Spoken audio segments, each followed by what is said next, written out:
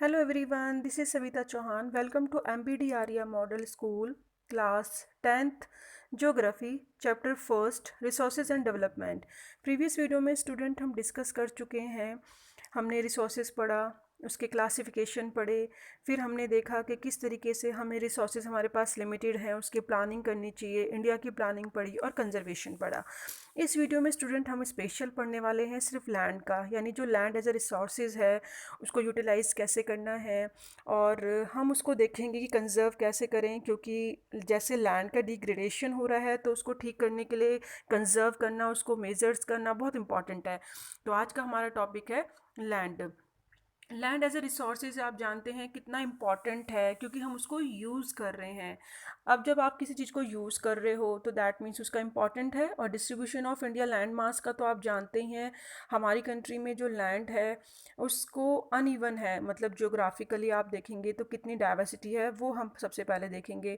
और उसके बाद लिमिटेशन। फर्स्ट हम देखने वाले हैं कि जो हम रहते हैं लैंड के ऊपर, परफॉर्म करते हैं इकोनॉमिक एक्टिविटीज़ ऑन लैंड, तो सारी जितनी भी एक्टिविटीज़ हैं ना, चाहे वो इकोनॉमिक एक्टिविटीज़ हैं लाइक हम फार्मिंग कर रहे हैं, इंडस्ट्री सेटअप कर रहे हैं, तो सब कुछ स्टूडेंट लैंड पे ही हो रहा है। तो दैट मीन्स आप उसको यूज़ कर रहे हो, लेकिन डिफरेंट वे में यूज़ कर रहे हो। आपका घर बना हुआ है तो भी लैंड पे, यानी इकोनॉमिकल एक्टिविटीज़ और नॉन इकोनॉमिकल एक्टिविटीज़ सारी परफॉर्मेंस हो रही हैं, तो किसके ऊपर हो रही है?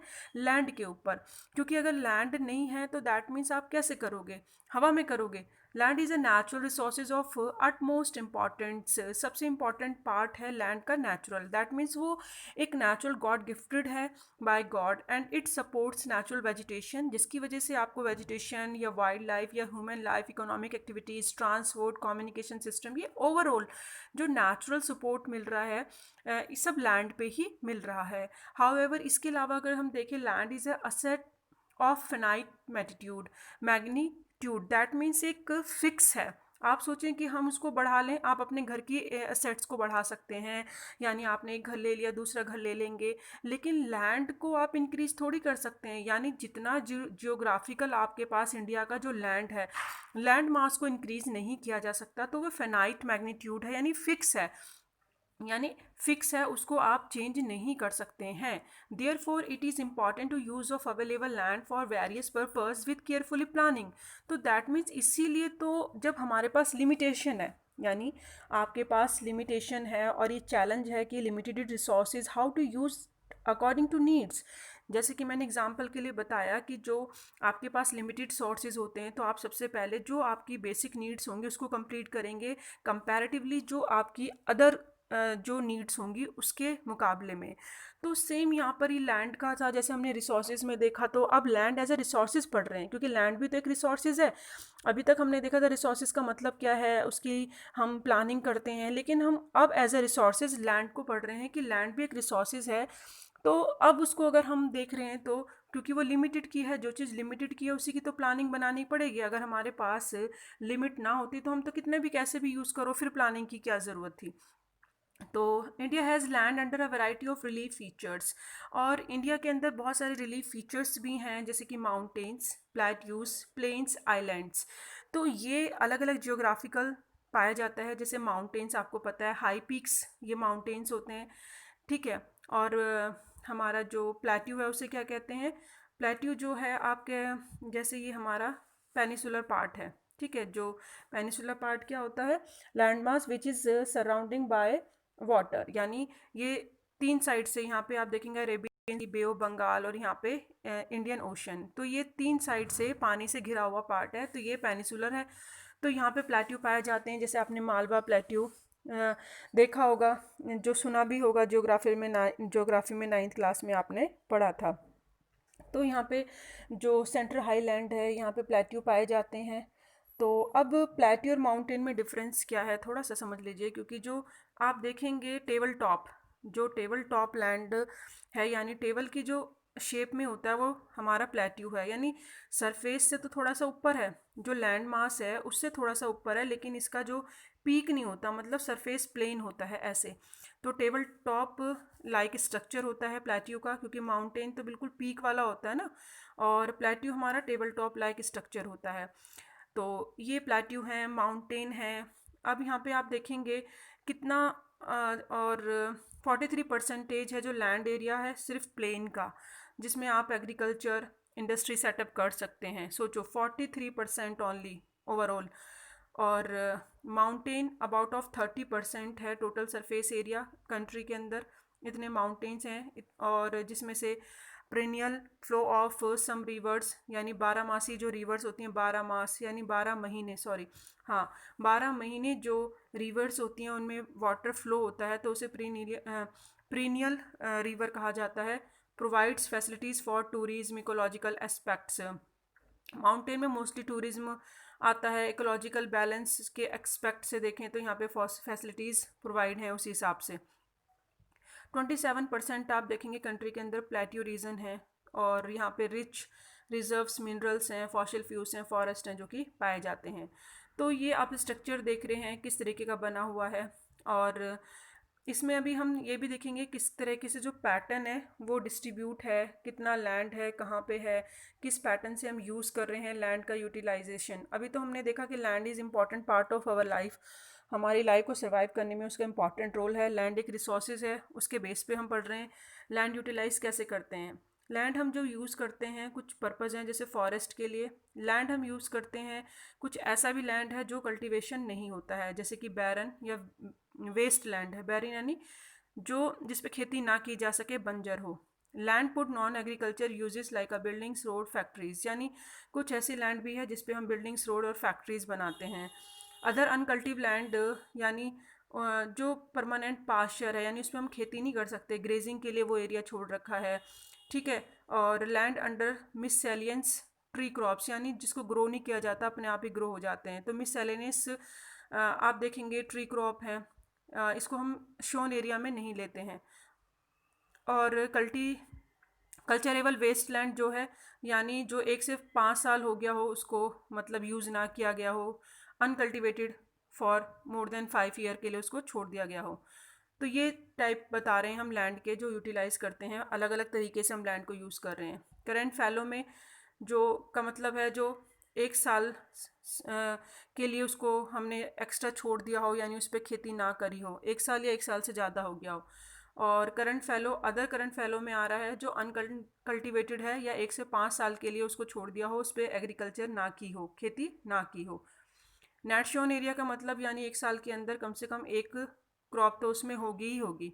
लेकिन ग्रॉस क्रॉप का मतलब क्या होता है, जिसमें 1 साल में 1 से ज़्यादा क्रॉप उस लैंड पे हम करते हैं, जैसे 1 हो गई, 2 हो गई, 3 भी हो सकती हैं, यानी जब उस पैटर्न में आप कर रहे हो। तो ग्रॉस क्रॉप एरिया और नेट शोन एरिया, तो दोनों में आपको डिफरेंस समझ आना चाहिए, ठीक है। अब हम देखेंगे land use pattern in India. India का क्या पैटर्न है, ये तो आपने देखा कि हम लैंड यूज़ करते हैं, और किस किस लैंड यूटिलाइजेशन देखा हमने। और उसमें देखेंगे कि land determine both the physical factors such as a topography, the use of land. आपको जो लैंड यूज़ करनी है, सबसे पहले आपको क्या ध्यान में रखना है, वहाँ का ट्रोपोग्राफी कैसे है, यानी नेचुरल चीज़ क्या है वहाँ का, ठीक है। तो आप सबसे पहले देखेंगे natural environment, climate, soil types as well as human factors such as population density, technological capability and cultural and tradition etcetera. तो ये सारी चीज़ें आप सबसे पहले देखेंगे। ये फिजिकल फैक्टर्स हैं जो कि आप लैंड पैटर्न को यूज़ करने से पहले ये सारी चीज़ें आपको ध्यान होनी चाहिए। उसके बाद हम देखेंगे टोटल जियोग्राफिकल एरिया जो इंडिया का है वो कितना है, 3.28 मिलियन स्क्वायर किलोमीटर है जो हमारे डाटा में है, यानी इतना लैंड हमारे पास है। अवेलेबल है 93% टोटल एरिया, दैट मीन्स जो हमारी रिपोर्टिंग की हुई है नॉर्थ ईस्ट स्टेट्स हैं, एक्सेप्ट अगर हम करें असम भी है, Assam has not been done fully. That means अगर हम नॉर्थ ईस्ट मतलब टोटल एरिया हमारे पास 93 है जो रिपोर्टिंग में है, लेकिन मोस्ट ऐसे भी नॉर्थ ईस्ट में ऐसे भी और भी प्लेसेस हैं जिन्होंने जिसकी बॉर्डर शेयरिंग है, जैसे कि चाइना का और जम्मू कश्मीर और पाकिस्तान के जो बॉर्डर शेयर हो रहे हैं, वहाँ की जो हमारे पास सर्वे नहीं है, तो हमें पता नहीं है कितना लैंड है। तो एक्सेप्ट असम, असम का तो पता है, बाकी मतलब मोस्टली जो शेयर बॉर्डर हैं जम्मू कश्मीर का, पाकिस्तान का, चाइना का जो ऑक्यूपाई कर रखा है वो लैंड नहीं पता। इसलिए हमें सिर्फ पता है कि 93% टोटल एरिया का है जो अवेलेबल है हमारे पास, जो यूज़ हो रहा है land as a land use हो रहा है। टोटल हमारे पास 3.28 मिलियन स्क्वायर किलोमीटर लैंड है सिर्फ, ठीक है, और 93% हम यूज़ करते हैं, उसका 100% यूज़ नहीं करते एज अ डाटा हमारे पास जो रिपोर्टिंग में है। अब अगर हम देखें तो ये जो हम कंपेरेटिव करेंगे, जो हमारा लैंड यूटिलाइजेशन है, एक स्पेसिफिक वीडियो में इसको कर लेंगे, थोड़ा सा इसमें फिर वीडियो नहीं तो लॉन्ग हो जाएगी। अभी हम पहले देख लेते हैं कि लैंड हमारे पास जो है under permanent pasture has also decrease. भाई आप पता है जो लैंड पास्चर के लिए है, ग्रेजिंग के लिए, वो डिक्रीज हो रही है। तो अब कैसे वो फीड करा सकते हैं अपनी कैटल पॉपुलेशन को, पास्चर लैंड अगर कम हो रही है, और इसके क्या परिणाम होंगे। सीधी सी बात, अगर पास्चर लैंड कम हो रही है तो दैट मीन्स पॉपुलेशन ऑफ, पहले से अगर आप देखेंगे तो कैटल की भी पॉपुलेशन बहुत कम हुई है लैंड यूटिलाइजेशन में।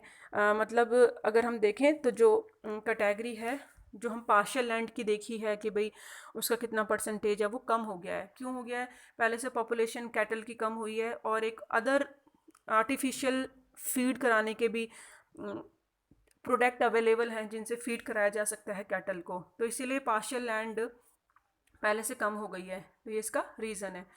Most of other than the current fallow land are इधर ऑफ पुअर क्वालिटी। हम जानते हैं जो करंट फैलो लैंड है, यानी 1 साल से ज़्यादा उसको कल्टीवेट नहीं किया जाता है, छोड़ दिया जाता है, तो वो क्यों? क्योंकि वो पुअर क्वालिटी है, कॉस्ट बहुत ज़्यादा आता है उसमें खेती करने के लिए। और ऐसी लैंड जो है वेरी हाई, मतलब उसमें बहुत ज़्यादा कॉस्ट निकलने के बाद हम कह सकते हैं कि land cultivate once twice about 2-3 years, यानी ऐसी लैंड पे हम साल में 1 या 2 बार ही बस मुश्किल से, मतलब 2-3 साल में एक बार हम मुश्किल से 2 बार खेती कर पाते हैं, क्योंकि उसमें पेस्टिसाइड फर्टिलाइज़र का एक्सपेंसेस या मॉडर्न टेक्नोलॉजी के जो टूल्स होते हैं उसका ज़्यादा एक्सपेंसेस आता है। Including in the net shown area, अगर हम इसको नेट शोन एरिया में इंक्लूड भी कर लें तब भी सिर्फ 54% एरिया ही है जो हम खेती के लिए यूज़ कर पा रहे हैं। और अगर वो भी अलग अलग होता है हर एरिया का नेट शोन एरिया। सिर्फ अगर हम नेट शोन एरिया को देखें तो पंजाब हरियाणा का 80% है जो कि यूज़ हो रहा है खेती के लिए, पूरा 80%। और वहीं अरुणाचल प्रदेश में देखें तो सिर्फ 10% यूज़ हो रहा है। तो मतलब वरी करता है अलग अलग, क्योंकि जियोग्राफिकल कंडीशन अलग है तो लैंड भी अलग अलग है। तो इसी तरीके से कहीं पे 80% खेती हो रही है तो कहीं पे 10% हो रही है, वहाँ का लैंड ही ऐसा है। तो मणिपुर, अंडमान निकोबार आइलैंड, मिजोरम, तो अरुणाचल प्रदेश यहाँ 10% से भी कम है। अब आप देखेंगे फॉरेस्ट एरिया भी वरी करता है, अलग अलग है, कहीं पे कम है कहीं पे ज़्यादा। 33% जोग्राफिकल एरिया है होना चाहिए नेशनल फॉरेस्ट, जो नेशनल फॉरेस्ट पॉलिसी है उसके अकॉर्डिंग 1952 में, यानी 33% जोग्राफिकल फॉरेस्ट होना चाहिए, और ये एसेंशियल है मेंटेन करने के लिए इकोलॉजिकल बैलेंस। लेकिन अभी हमारे पास थोड़ा सा कम है, कितना है? 22% है मोस्टली। अभी हम देखेंगे उसको, फिगर को समझेंगे, ठीक है। और मिलियंस पीपल हैं जो अपनी लाइवलीहुड के लिए डिपेंड करते हैं फॉरेस्ट के आसपास, अपनी लाइफ को उसमें सरवाइव करते हैं। और लैंड ऐसा भी है कि उसका वेस्ट लैंड है तो हम उसको नॉन एग्रीकल्चरल यूजेस के लिए यूज़ कर लेते हैं, क्योंकि हर जगह तो लैंड पे खेती नहीं की जा सकती है। जैसे रॉकी हो गई, एरिड हो गई, डेजर्ट है एरिया, तो यहाँ पे नॉन एग्रीकल्चर एक्टिविटीज़ हो जाती हैं, यूजेस इंक्लूडिंग सेटलमेंट, जैसे कि वहाँ पे बस्तियाँ बसा लेना रहने के लिए, रोड्स, रेलवे, इंडस्ट्री लगा देना, ठीक है।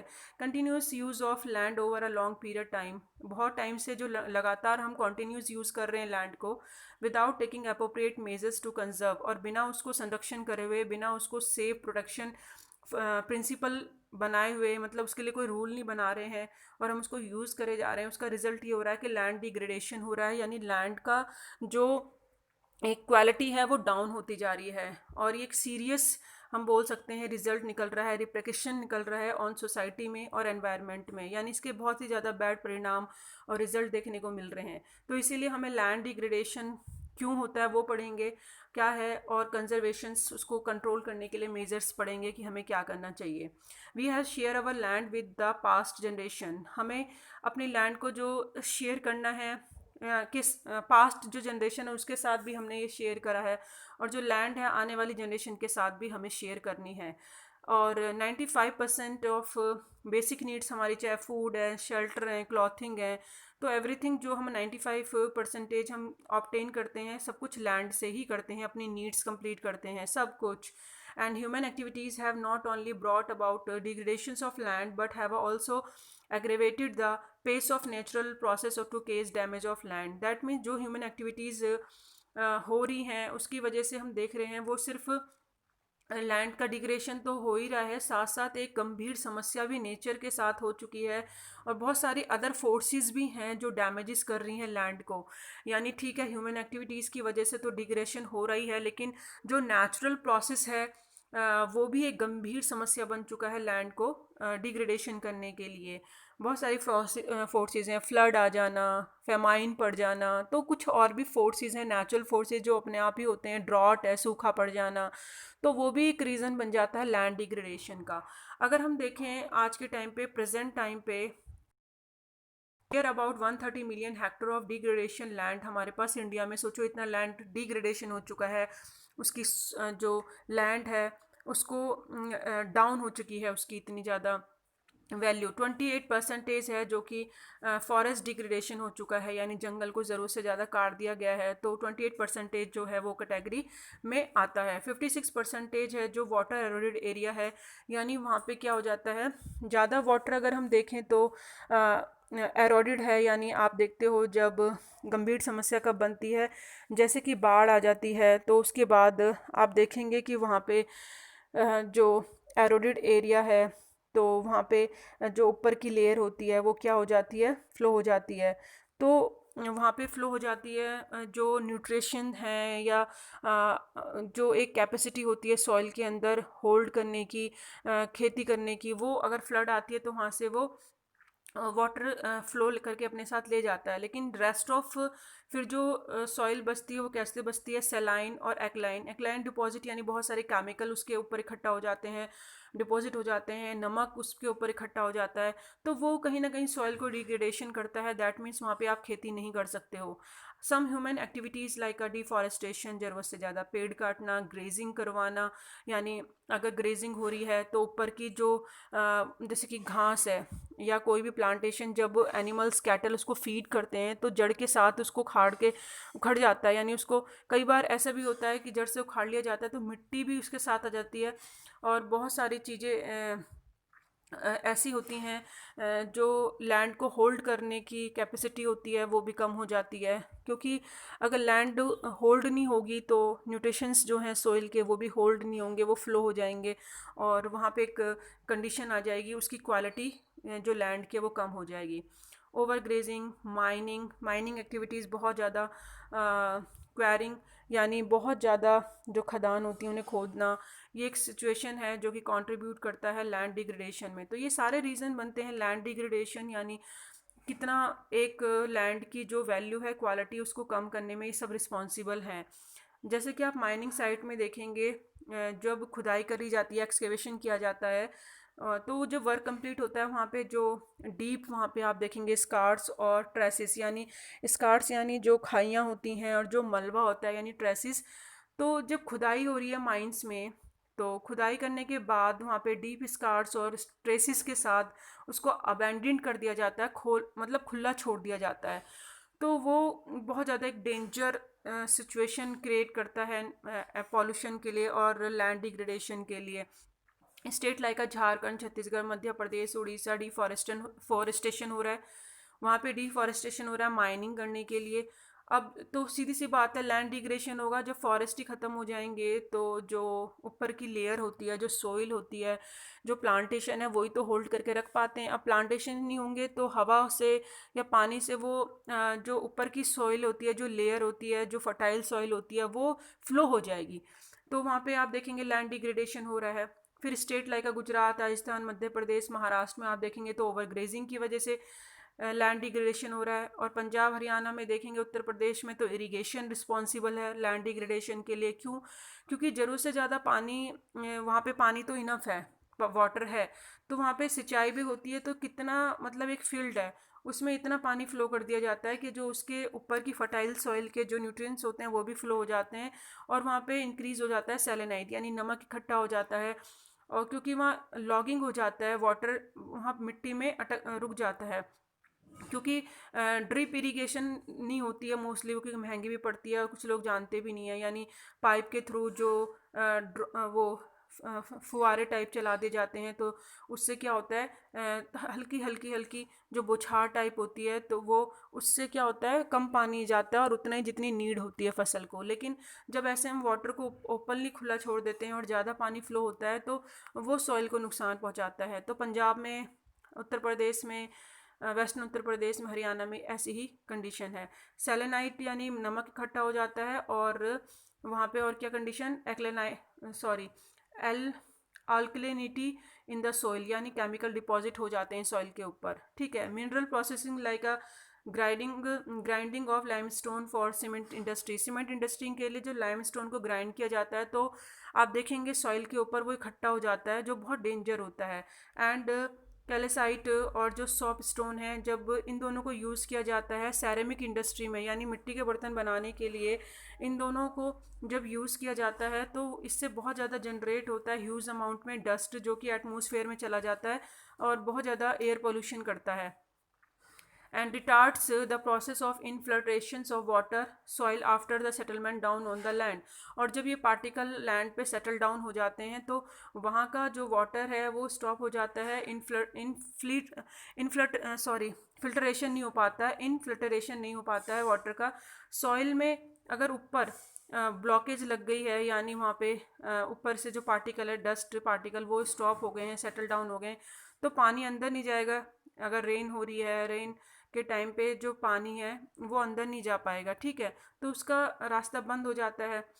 तो यहाँ पे रिसेंट ईयर कुछ सालों से देखें तो इंडस्ट्रियल्स इन्फ्लुएंस जो वेस्टेज हैं, तो वो भी एक मेजर सोर्स बना है लैंड डिग्रेशन का और वाटर पोल्यूशन का, क्योंकि इंडस्ट्री का जो इन्फ्लुएंस होता है वो ऐसे ही पानी में बहा दिया जाता है। और हम देखेंगे अब प्रॉब्लम को सॉल्व कैसे किया जाए। तो सेम जैसे अभी हमने प्रॉब्लम देखी है, सेम वही सोल्यूशन है, मतलब उसी को अगर आप चेंज कर देंगे कैसे।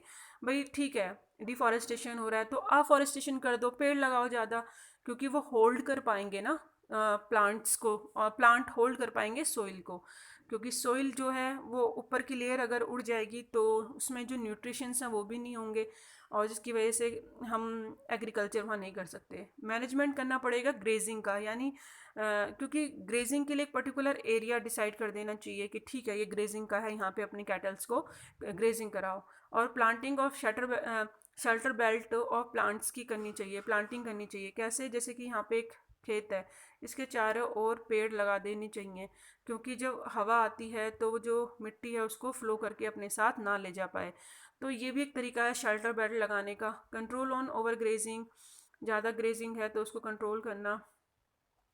और स्टेबलाइजेशंस ऑफ सैंड ड्यून्स, जैसे यहाँ पे सैंड ड्यून्स बने हुए हैं, रेत के किले हैं, तो वहाँ पे कैक्टस लगा देने चाहिए। कैक्टस लगाने से क्या होगा, और थ्रोनी बुशेस लगाने से क्या होगा कि वहाँ पे डिग्रेशन कम होगा, क्योंकि प्लांट लगने से सॉइल जो है होल्ड करके रखेगा, मतलब प्लांट सॉइल को होल्ड करके रखेगा। जब एयर आएगी तो वो उसको अपने साथ उड़ा के नहीं ले जाएगा।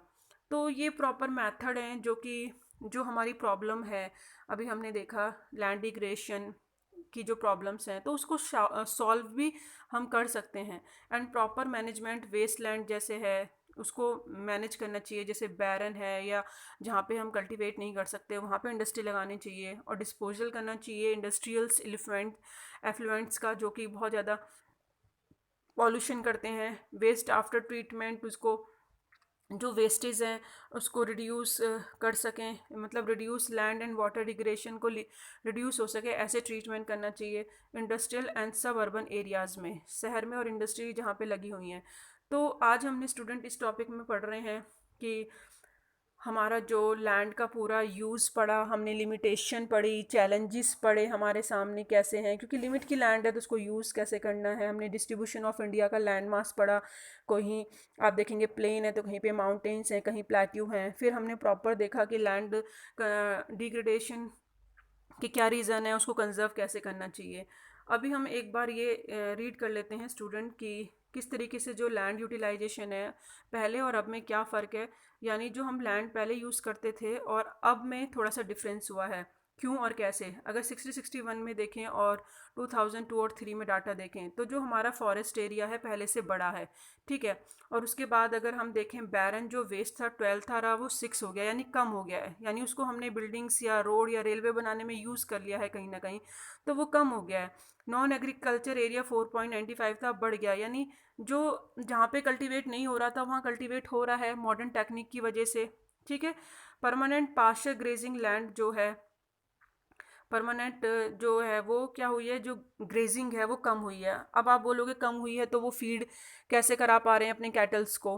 तो फीड कराने का मतलब है कि जैसे कि आप देखेंगे पहले जो लैंड प्रॉपर थी तो कैटल की पॉपुलेशन भी ज़्यादा थी, अब पॉपुलेशन कम हो गई है। पॉपुलेशन कम होने की वजह से तो, और ऊपर से अल्टरनेटिव जो ऑप्शन है दूसरे भी फीड कराने के सिस्टम आ गए हैं आर्टिफिशियल, तो वो भी कराते हैं। तो उसकी वजह से अभी हम देखेंगे तो पार्शियल लैंड पहले से कम हो गई है।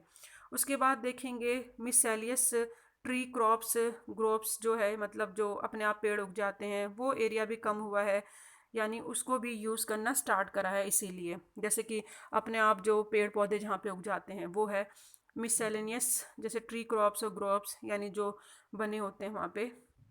अब आप देखेंगे कल्चरेबल वेस्ट लैंड जो है, तो कल्चरेबल वेस्ट लैंड जो 1 से 5 साल तक वो यूज़ ना हो, मतलब वो भी पहले से क्या हुई है, कम हुई है, यानी उस पर कल्टिवेट ना करा हो 1 से 5 साल तक के लिए जब छोड़ दिया जाता है तो वो कल्चरेबल लैंड है।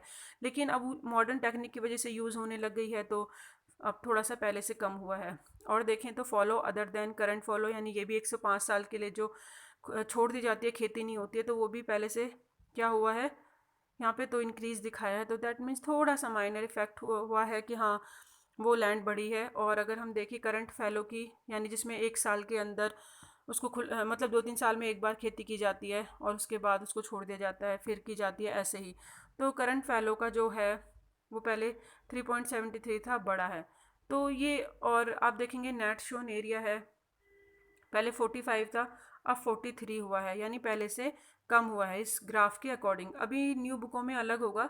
तो नेट शोन एरिया यानी आप पता ही है, नेट शोन एरिया यानी जिसमें साल में एक बार कम से कम तो क्रॉपिंग हो, तो वो एरिया पहले से क्या हुआ है, 43 दिखा रहा है, यानी कम हुआ है।